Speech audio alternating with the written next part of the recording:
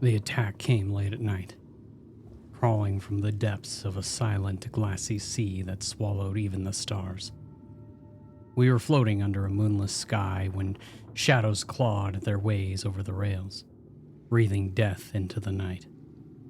Their faces, painted with ash and firelight, contorted into vicious grins as they tore through our ranks. The stillness of the night shattered under their war cries and the wet, sickening sounds of blades meeting flesh. And we fought. But our resistance was nothing more than a feeble gasp against the tide. Men I sailed with for years. Comrades. My brothers. Were gutted like animals. Their lives pooled across the deck in glistening trails of blood that reflected the grim work of the pirates' torches. And I clung to the shadows, rooted by fear and helplessness, waiting my turn to be slaughtered. And then, just as suddenly as they came, they were gone, slinking back into the dark without a backward glance, leaving the deck littered with the dead. They had left nothing behind. No food, no water, and nothing of any worth. They had taken everything and reduced our ship to a floating tomb, rocking gently under a dead sky. And when I finally rose from the shadow where I had hidden myself, I saw 3 others staggering to their feet, equally shell-shocked and haunted. Adam was pale as a ghost, his eyes wide and wild. Lucian stood like a man who'd just crawled out of a grave, his fists clenched against a tremor that wouldn't stop. And Marcus, bleeding and barely conscious, swayed as he leaned against the railing, staring at the carnage before us. We were all that remained. Silence clung to us like a second skin. Nothing moved but the waves licking up against the hull, as if the ocean itself were hungry for the death that it had borne witness to. The bodies lay strewn across the deck, eyes still open and staring, limbs twisted in unnatural angles. I could swear some of them were still watching us, their dead gazes boring into our souls as if demanding that we share in their fate. Lucian, desperate to break the suffocating quiet, stumbled upon the only mercy that we'd find that night. A single dusty bottle of rum, hidden away under a loose board. He'd held it up, face grim and hollow, and slumped against the mast without a word. And we gathered around him, too numb to question it, our minds and bodies too shattered to find any purpose beyond the fleeting comfort of oblivion. The rum burned as it went down, but the fire in my gut was the first thing that made me feel alive since the massacre. We passed the bottle in silence, the shadows clinging thicker now, as if the spirits of the dead pressed around us, listening, watching, waiting for us to join them. Then finally Adam spoke, his voice low, edged with a strange, trembling darkness. You think that they left us here for a reason? They're soulless devils. Left us here to rot like Karen, Mason muttered, his voice cold as the grave. Took what they wanted and left us with nothing but the bones of the ship and the ghosts of our dead. I eased down onto an old crate, the wood creaking beneath me, a warning groan that echoed through the empty hall. And around me, Lucian, Mason, and Adam settled in, huddled under the main mast, staring out into the vast blackness that stretched endlessly around us.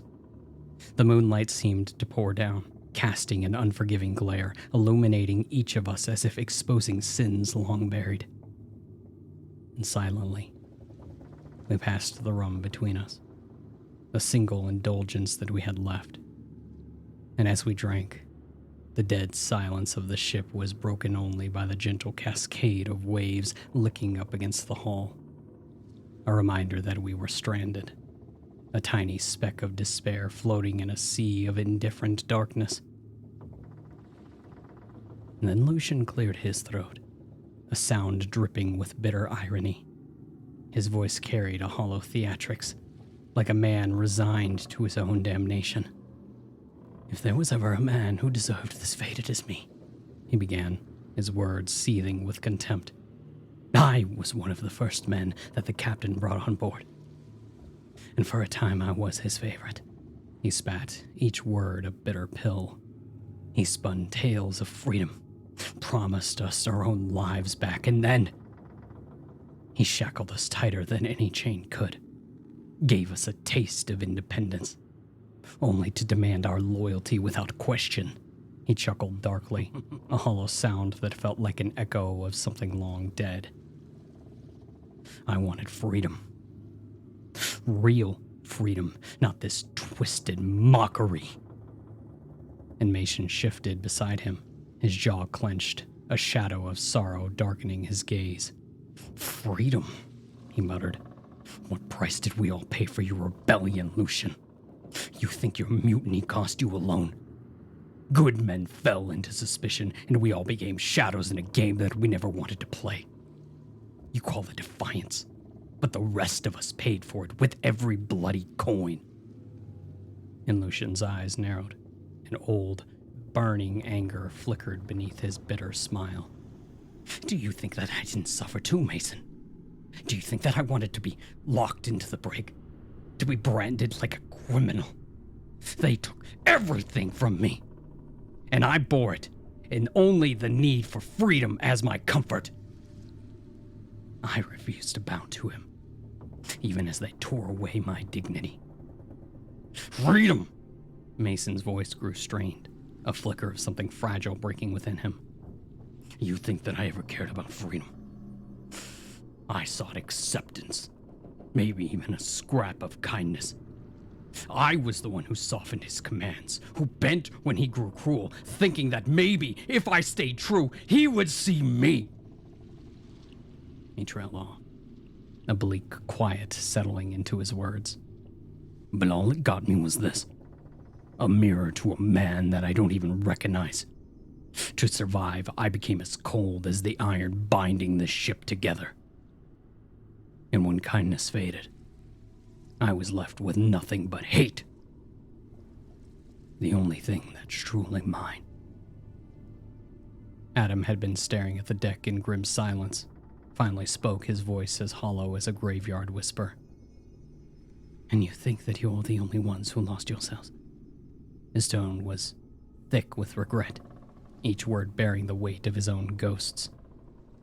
"I was a priest once, if you can believe it. I served back on the mainland, guiding souls, finding solace in faith. The captain came to me after his boy died. He needed comfort, and I thought that I could be that for him. He promised me it'd be one door. But then, years passed, and I lost myself. And when the faith slipped from my grip, I was left with nothing but hunger and rage." He paused, his hands trembling as he gripped the bottle. "I found myself longing not to save men, but to watch them suffer, to feel my own agony reflected in theirs. And that hunger devoured me, till I could no longer see a way back to the man that I once was." His gaze flickered as he glanced at Lucian, a bitter laugh escaping his lips. "And yet, in your eyes, you think that I should have strived for forgiveness.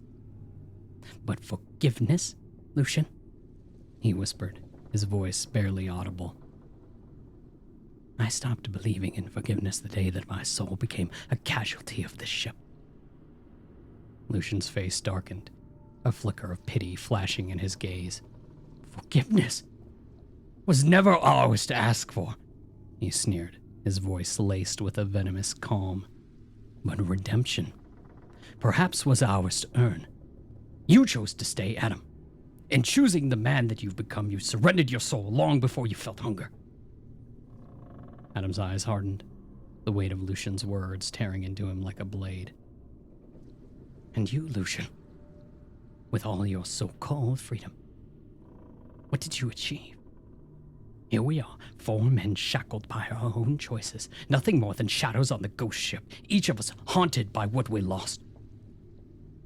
At least I still carry the last scraps of my loyalty, tattered as it is. You sacrificed everything, and for what? An empty rebellion? Lucian's face twisted, a mirthless smile dancing on his lips. Loyalty? He hissed. Do you think loyalty spared you, Adam? Do you think giving yourself to his madness left you any less damned? And the tension between us thickened in the cold night air, pressing down like the weight of the sea itself. And as we sat in silence, each man drowning in his ghosts, the gentle rocking of the ship felt more like a descent into oblivion. And somewhere deep in the darkness, the night whispered to us, filling the silence with promises of ruin, as if we'd finally entered the hell that we'd each been destined for. The bottle found its way to me again, its dark glass as cold as the night pressing in from all sides. I let the rum settle heavy in my throat, feeling it burn as if it could swear away some of the fear coiled tight inside of me. And when I spoke, my voice came out thin, a feeble sound lost among the haunted stares of the men around me. I cannot say the same as you, I murmured, looking down at the deck stained with blood, the remnants of men I'd known for years. There is nothing. Nothing that I can think of that would make me deserve this. Lucian's eyes flickered towards me, glinting with a cold, pitiless gleam. And he tilted his head, examining me with the detached curiosity of a wolf sizing up a wounded prey. You think you're innocent in all this, do you? No, I stammered, my voice barely audible above the creaking timbers and the soft slap of waves. I only mean I have done nothing so dire as to be marooned here, left to rot among the dead. This isn't a fate that I earned. And beside him, Mason let out a low, bitter chuckle. You think that we deserved this, then? He muttered the words soaked with disdain. You think that we deserved this, then? You standing here with the same blood on your hands claim innocence? And Adam went silent, his gaze fixed on me, cold and probing. He was quiet for a moment, his tone uncharacteristically dark. Do you think a man like you, any man, really, deserves to live above judgment? You think there's nothing in your past? No quiet shadow hiding in your soul? I could feel their eyes on me, 3 pairs of hollow stares boring into my skin, probing for some hidden sin, some dark flaw waiting to reveal itself. I have done nothing, I said, though my words trembled in the thick silence. Nothing that would warrant this. And Lucian leaned forward, a flicker of something twisted playing across his face. Nothing at all. Just a poor, blameless soul thrown to the wolves, is that it? His voice dripped with a dark humor, and the corners of his mouth twisted into a sneer. Tell me then, if you are so guiltless, why are you here, caught in the same snare as us? You think it is chance that left you marooned with the rest of us cursed souls? Mason let out a cold laugh, his face twisted with scorn. No one's without their debts. No man wanders through life with clean hands. Tell us, he said, leaning in close, his voice a menacing whisper. If you're truly free of sin, then why does the night press so heavily on you? Why is there fear in your eyes? I opened my mouth to respond, to deny their accusations, but the words died on my tongue. The weight of their gaze pinned me down, and the silence stretched between us, a thick, accusing thing that wrapped itself around my chest. Look at you, Lucian whispered, his voice low and taunting. A soul without fault, stranded here in this hell. Do you truly think the sea would keep a man who's never sinned? I took another pull from the bottle, hoping the rum would chase away the shadows gathering inside me, but their questions lingered, a poison in the air. I tried to recall every moment that had led me here, every choice that I'd made, every step that I'd taken that had brought me to this ship, to this night, to the cold judgment in their eyes. But all I found were memories that I had long buried. Quiet, shameful things. The kind that lived in the dark corners of a man's mind, festering like old wounds. And a shiver ran through me, and I looked away. But they could see the truth now. They could sense it as quickly as the blood on the deck and the death in the air. "Tell us," Adam said, his voice as soft as it was unyielding. "If you are without sin, why does your silence damn you?" The rum sat bitter in my throat as the men around me closed in, their faces cast in moonlight shadows. The ship seemed to sink as they began to speak, each man's voice wrapping tighter around my neck like a noose drawing shut. And Lucian was the first to speak, his eyes burning with a quiet fury. "Oh, I remember you," he hissed, his voice cold and mocking. "You think that I don't know what part you played in this? The captain's favor was hard-earned, and for a time I had it. But you," he sneered, his voice dripping with contempt, "you slithered in like a snake, whispering poison into his ear. I saw you sitting beside him in the galley, stoking the flames of his distrust. You made sure that he looked at me as a threat and painted me as a traitor before I'd even thought to raise a hand. You were the one who planted the seeds of mutiny. And now you stand here claiming innocence?" He let out a low, mirthless laugh. "You think that you can run from that? That you can wash your hands of the blood spilled in the name of your treachery? You made sure that I was left to rot in the brig, marked as a criminal. All you wanted was to be his favorite. But here we are," he said, his voice a venomous whisper. "You are no better than the rest of us." The words stung, sharp and unyielding.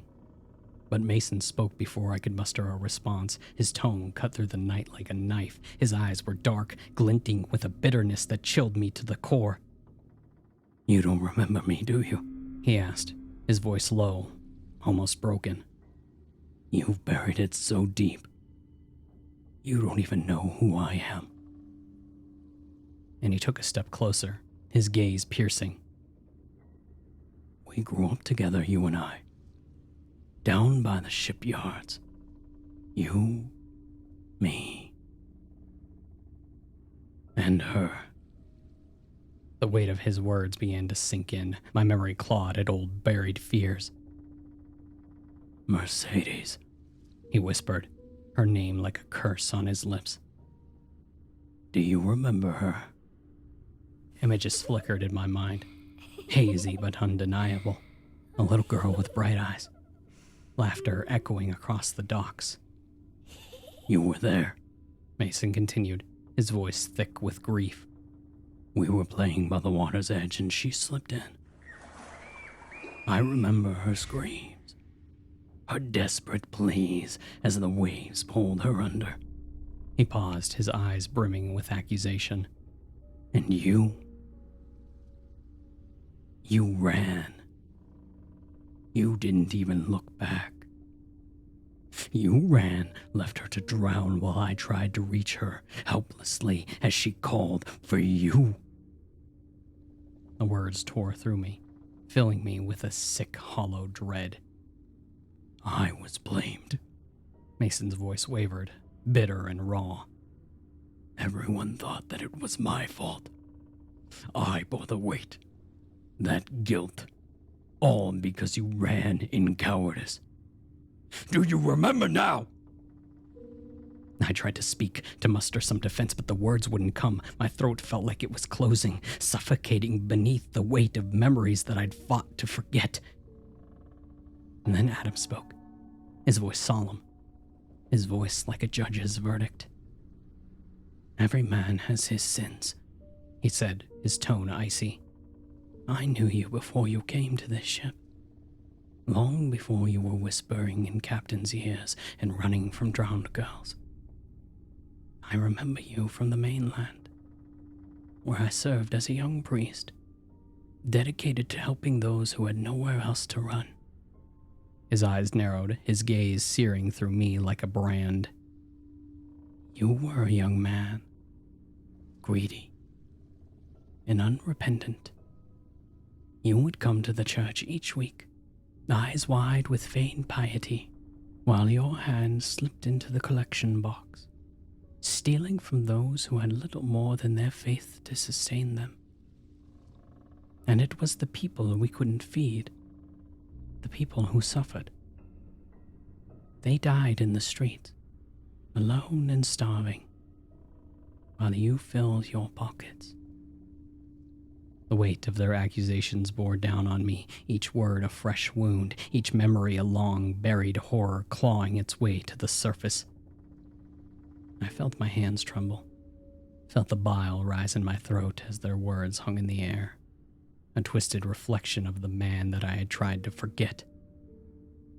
And Lucian sneered, his voice a low growl. "And yet, here you are, claiming innocence, as if the sea didn't drag you down for a reason, as if you thought that the waves wouldn't remember." Mason's eyes were hard, his tone bitter. "We are all here for our sins, each one dragged back into the darkness that we created." Adam's voice was quiet and final. "Do you still believe yourself innocent, with all of these ghosts that you carry?" I looked away, unable to meet their accusing eyes. The silence stretched on, thick and unrelenting, pressing down with the weight of 1,000 sins, until I could feel myself crumbling beneath the weight of it all. The rum bottle lay empty on the deck, just as I now felt. Emptied, stripped bare before these men who were both my fellow damned, as well as my judges. Lucian's gaze hardened, a cruel glint flashing in his eyes. He stepped closer, so near that I could feel the chill radiating from him. "And yet you still think that you've done nothing wrong, do you? Even after hearing our stories and knowing the ruin that you have left in your wake." I tried to look away, but Lucian grabbed my chin, forcing my eyes to his. His grip was strong, unyielding, and his stare cut into me like a blade.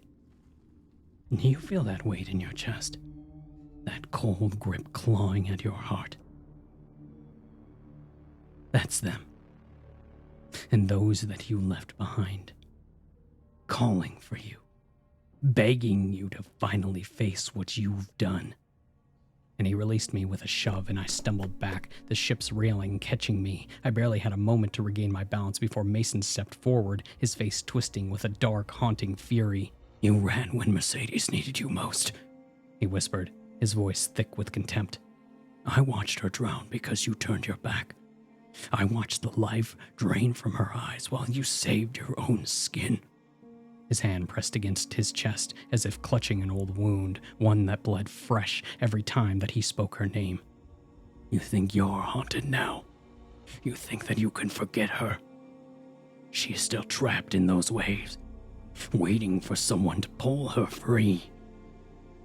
And you were the one who turned away." The words struck me like a blow, each one a merciless reminder of the past that I tried to bury. I could feel her ghost in the salt-tinged air, hear her voice echoing in the waves, calling for help that never came. My breath caught in my throat, panic clawed at the edges of my mind, but before I could process it, Adam stepped forward, his voice softer but no less damning. "You stole from them," he said, his tone solemn, as if delivering a sentence. and the weak, the desperate, those with nothing but hope.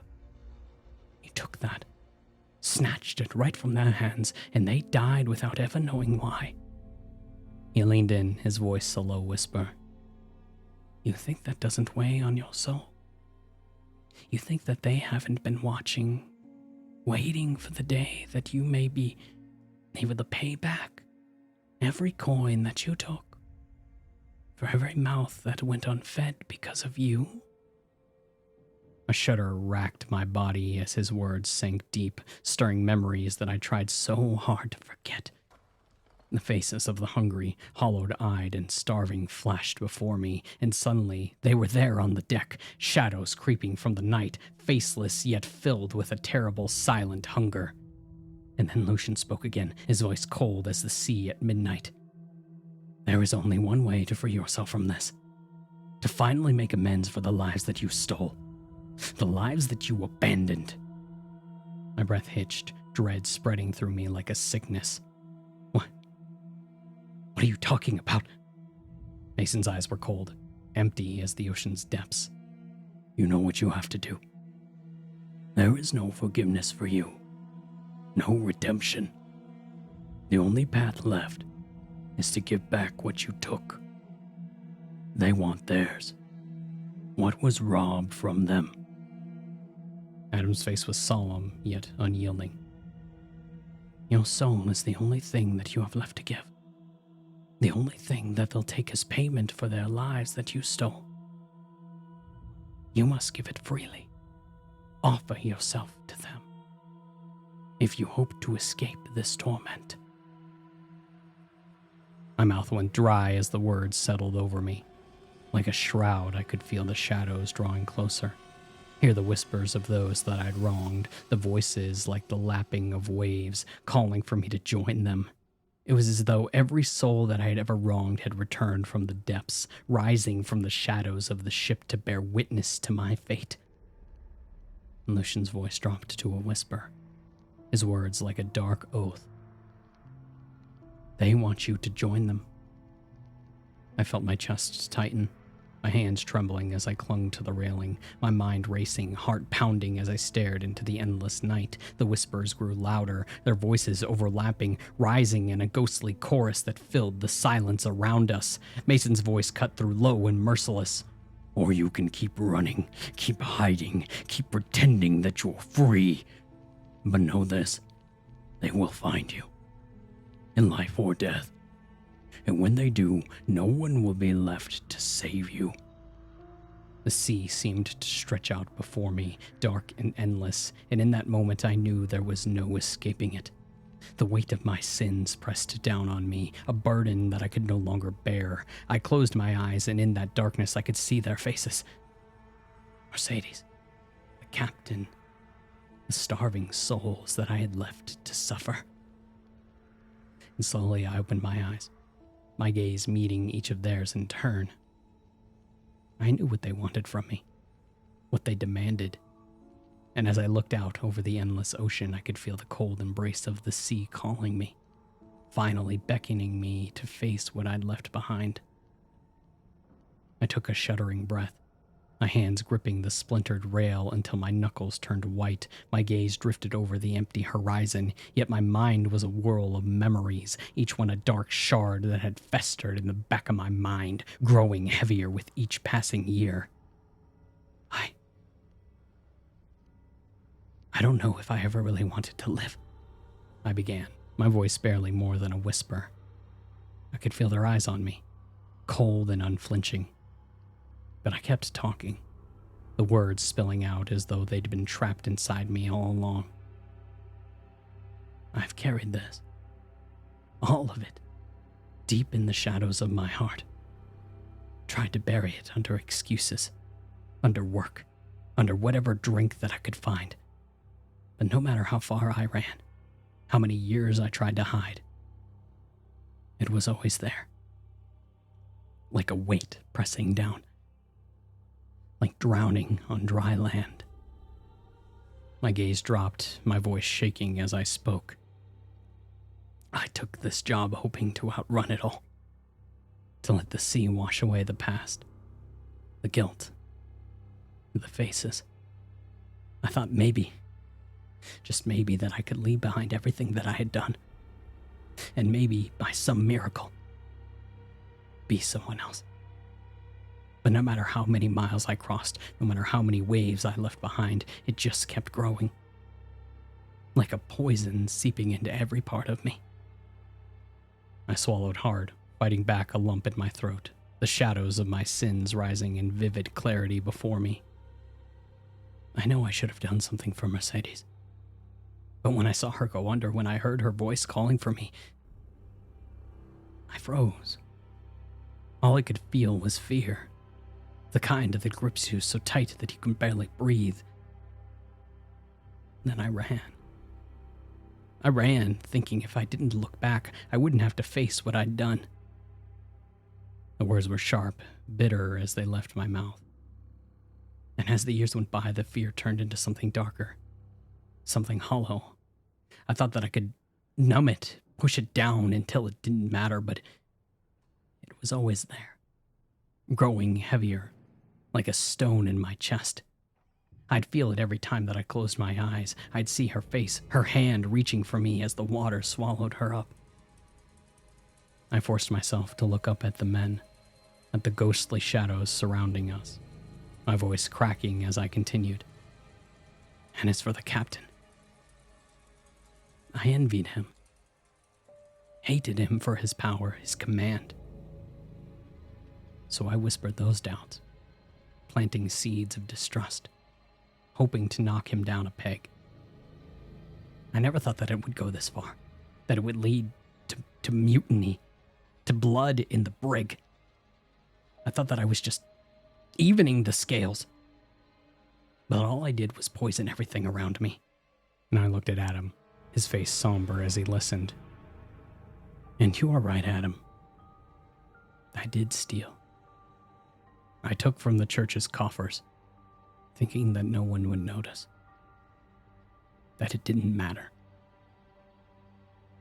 But it mattered. Those people needed help and kindness, and instead I took that from them too. I tell myself that it wasn't my fault that they suffered. They'd find their way. But I knew better. The confession settled over me like a storm, a weight that I'd carried for so long finally laid bare. I could feel the years of denial, of guilt and shame peeling away, exposing the raw, hollow truth beneath. There were times, I continued, my voice barely a whisper, when I thought about ending it, about slipping away, letting the sea swallow me up, putting an end to it all. I thought maybe that I could escape that way. But I couldn't do it. Not because I was brave, but because I was too much of a coward to face what was waiting for me in the dark. Silence hung in the air. The only sound, the gentle lapping of waves against the hull. The men stood around me, their faces hardened and unyielding, but in their eyes, I could see something deeper. A grim understanding. An acknowledgement of the weight that I carried. Lucian's voice cut through the silence, sharp and cold. So now you understand, don't you? You can't run from this. You can't hide from what you've done. Every sin, every betrayal, they all catch up to you. One way or another. Mason stepped forward, his gaze piercing. It's not enough to admit it. Not here and not now. Words will not save you from the dead. They're waiting for you. Out there. He gestured to the dark, endless sea. In the shadows that you've tried to avoid. You owe them a debt. And there's only one way to pay it. Adam's face softened, his voice almost gentle. You want to escape. To end it all. But this isn't an escape. This is a reckoning. You have to face them. The ones that you've left behind. The ones who died because of you. You must give them the one thing that you have left to offer. The meaning of his words settled over me like a chill. I could feel the air growing thick, heavy with something ancient and dark, pressing down with the weight of my own sins. It was as though the sea itself was calling me, whispering to me of an end that I had long avoided. Your soul, freely given, Lucian intoned, his voice a low, dark chant. That is the only way to balance the scales. To let those souls rest finally. Give yourself to them, and they might grant you the release that you've been so desperate to find. I felt my breath catch, my heart pounding in my chest as the darkness seemed to swell, as though the very ship was sinking beneath the weight of it all. My hand shook as I stared down into the black depths below the sea, stretching out, endless and all-encompassing, calling to me in a way that I could not ignore. This was it. The reckoning that I'd spent my life trying to escape. The debt that could only be paid in one way. I closed my eyes, feeling the weight of their expectations. And the ghosts gathered around me, watching and waiting. And I knew in that moment that there was only one thing left for me to do. I brought the bottle of rum to my lips, the last few drops of its contents sloshed at the bottom, dark and bitter as the depths of the sea. The burn of it was sharp and searing as I took a swallow, letting it scorching its way down my throat. Each drop felt heavier than the last, thickening into something almost tangible. A punishment settling within, poisoning me from the inside out. I could feel it clawing at my throat, twisting and pulling as if seeking to drag the very breath from my lungs. And my throat tightened, closing around the poison as the air seeped out of my chest, pressing against my ribs like iron.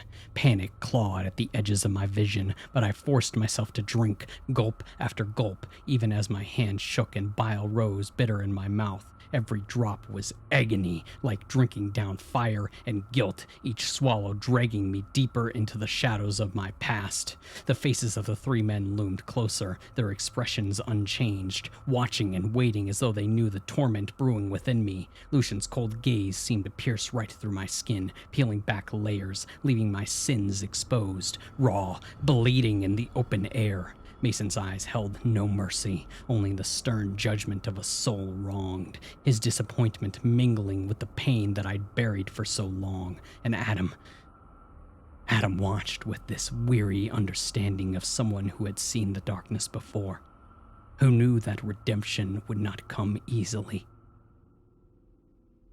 My breath grew shallow, faint whispers floating through my mind like echoes from a place that I'd forgotten. The whispers grew louder, turning into voices each more pained and anguished than the last. Mercedes' voice was there, a pleading cry woven with the rush of the tide pulling her under. The captain's harsh laugh filled with bitter amusement at my cowardice, and then the hollow sobs of the souls that I had condemned to the streets. Their pleas scraping like sandpaper against my ears, scraping away whatever was left of me. And the world blurred around me, fading into a haze of black, yet the voices only grew louder. They merged into a wretched symphony of agony, a twisted chorus echoing all the wrongs that I tried to drown in my own mind. I could see their faces, pallid and ghostly, stretching from the shadows, twisting into shapes that I could barely recognize, faces that had once been people, now locked in their torment, my actions binding them to eternal suffering. And the bottle slipped from my hands, clattering to the deck. And I felt myself drifting. The tightness around my throat became a dull pressure as I began to sink into the blackness. The taste of the rum lingered bitter on my tongue. I heard their screams rising above the waves, writhing, furious and hungry. They clawed at me, dragging me down, their wails mingling with the emptiness, pulling me into the depths, until there was nothing left but the echo of their torment, the terrible weight of their rage.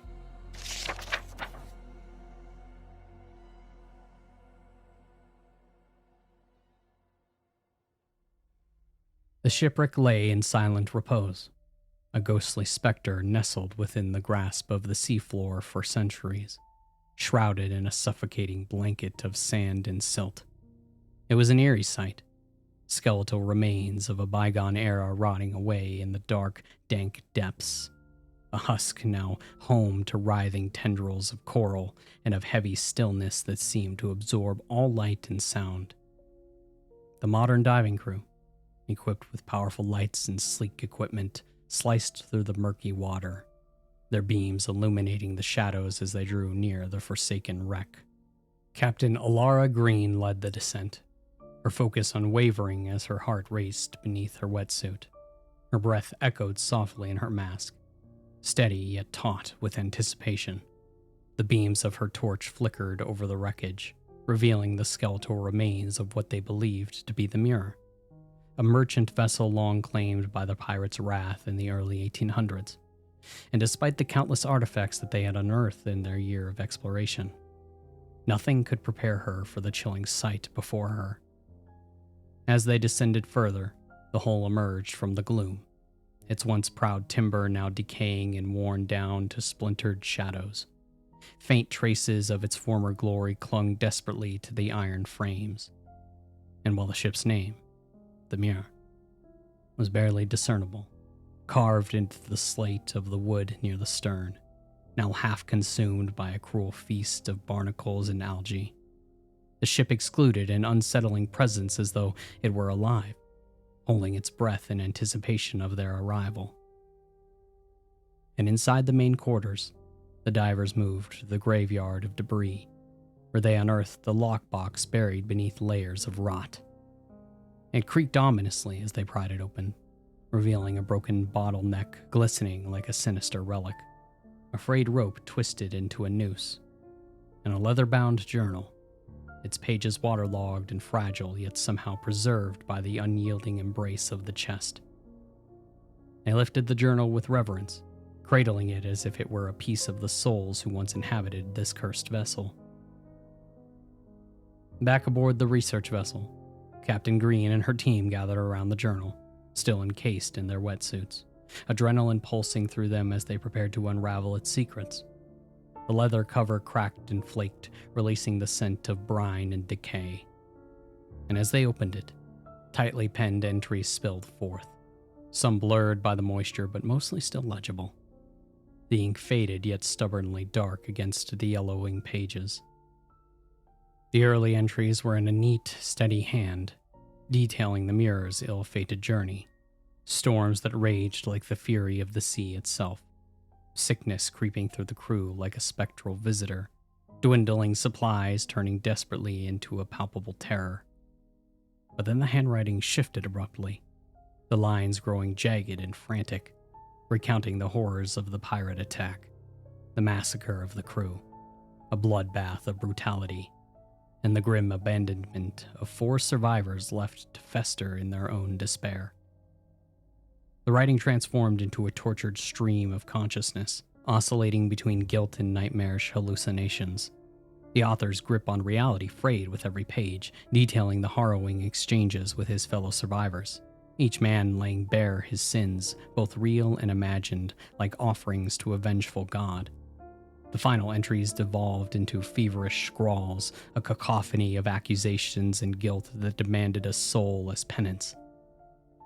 And one of the last entries described the writer's desperate gulping of what remained of a single bottle of rum, feeling the tightening of despair around his throat as his visions dimmed to a choking darkness. He recounted screams echoing through the void, faces of the damned swirling before him, their cold, grasping hands dragging him into a relentless abyss. The final smeared words screamed through the ink. There is no escape. The dead do not forgive. As the researchers continued to shift through the entries, a creeping dread settled over them. The last words faded abruptly, as if the author had dissolved into the ether, leaving behind no trace but this haunting confession. They exchanged uneasy glances, the chill of realization sinking deep into their bones. No human remains had been found in that wreck. The 4 survivors' fates were left to linger like ghosts, their voices echoing through the ink, forever trapped in the grip of madness. There was